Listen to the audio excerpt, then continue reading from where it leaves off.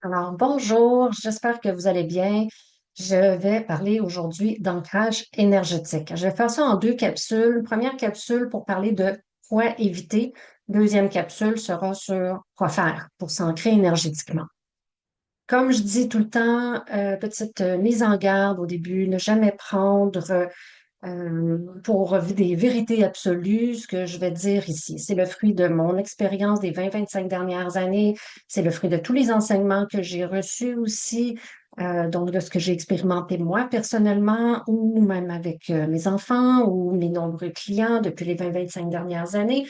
Euh, les participants de mes ateliers également. Donc, à force de voir ce qui fonctionne mieux, ce qui fonctionne moins bien, puis en même temps, ce que je dis aujourd'hui, ça se pourrait très bien que dans un an ou dans 5 ans, ce soit entièrement différent. Pourquoi? Parce qu'on évolue, on change, on apprend des nouvelles choses. Donc, à la lumière de ce que je sais aujourd'hui, de ce que j'ai expérimenté et vécu aujourd'hui, professionnellement dans le domaine énergétique, voici ce que je considère qui serait avantageux d'éviter quand on veut faire un bon ancrage énergétique. Alors, première chose, ça serait de se visualiser comme un arbre. OK? Donc, vous êtes un être humain énergétique, vous n'êtes pas un arbre. L'arbre va savoir naturellement quoi aller puiser dans la terre pour s'ancrer. Vous n'êtes pas un arbre. Les gens qui se visualisent comme un arbre, qu'est-ce que ça fait des fois? C'est que, bien, premièrement, il y en a qui ont de la difficulté. Il y en a d'autres qui vont se sentir pris, immobilisés par ces racines-là, comme s'ils perdaient un peu de fluidité de mouvement. Ça donne une impression de solidité, donc d'être moins vulnérable face aux événements, mais en même temps, c'est que ça enlève la malléabilité, la flexibilité, la fluidité qu'un ancrage énergétique, tout simplement, va procurer. D'autre part, aussi des personnes, des fois, qui essaient de se visualiser avec des racines d'arbres, mais qu'est-ce qui arrive, madame, si je me retrouve en avion ou sur l'eau? Ben là, si l'image tient plus, donc ça devient beaucoup plus difficile de transposer cette forme d'ancrage-là dans d'autres contextes. Tandis qu'un ancrage énergétique, on va visualiser de façon lumineuse, OK, donc des racines lumineuses, par exemple, j'en reparlerai dans ma deuxième capsule, va être plus facilement adaptable aux différentes circonstances. Bon. Deuxièmement, je disais tantôt que l'arbre dans la terre, il sait naturellement quoi aller puiser comme nutriments, OK, pour son maintien, pour sa croissance.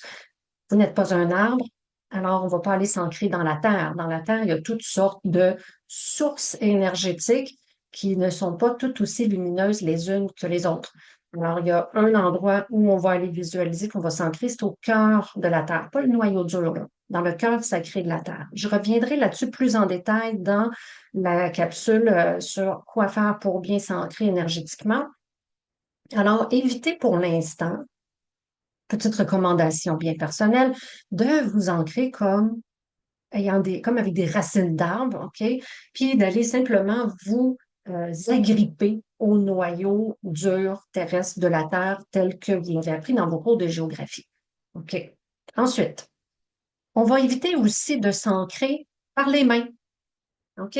Les mains peuvent transmettre, les mains peuvent capter, mais les personnes qui mettent leurs mains là, comme ça là, vis-à-vis de la Terre en disant je commande de prendre l'énergie de la Terre, attention.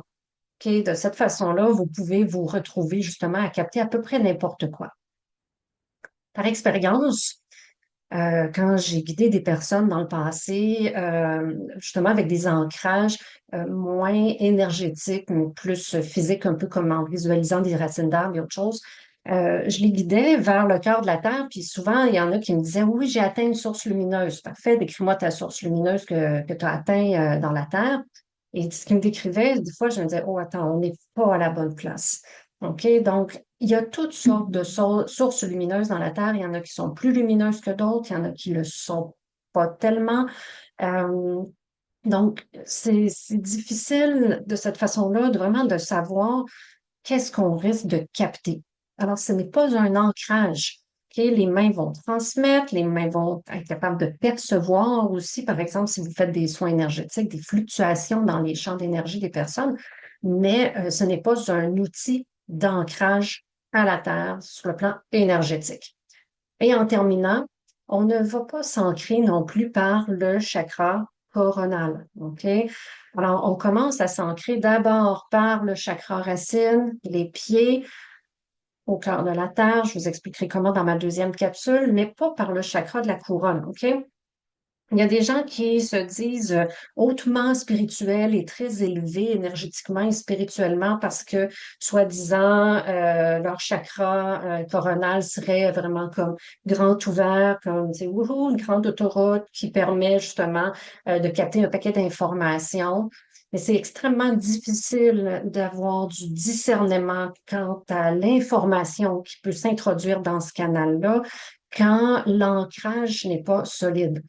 Deuxièmement, c'est que, bon, comme c'est de la même façon qu'on construit une maison, on commence pas par la toiture, on commence par sa fondation parce qu'on veut que ce qui se construise par-dessus, justement, ait une certaine stabilité. OK?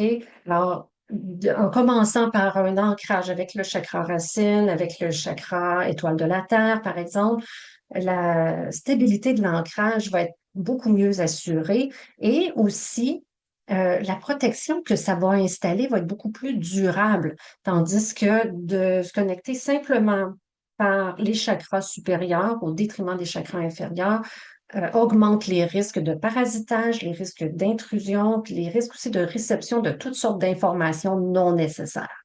Alors voilà. C'était quelques petites recommandations de choses à éviter pour faire un ancrage énergétique solide.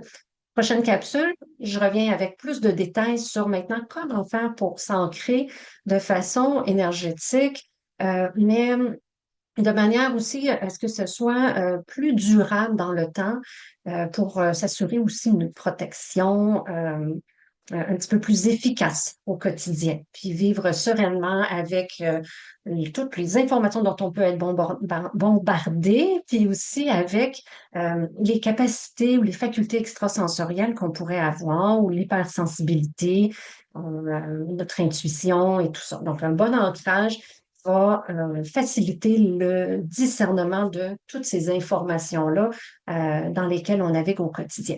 Alors, à bientôt. Ciao.